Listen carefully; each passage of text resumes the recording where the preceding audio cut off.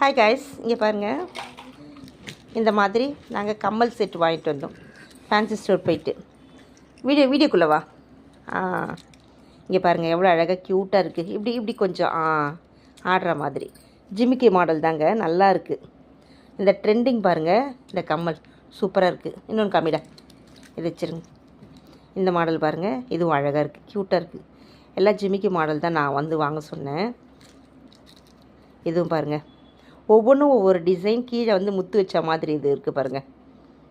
நடுவில் வந்து ரெட் கலரில் ஸ்டோன் வச்ச மாதிரி எனாமல ஸ்டோனாமா அது.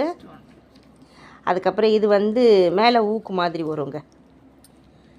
இங்கே பார்த்தீங்களா, இந்த மாதிரி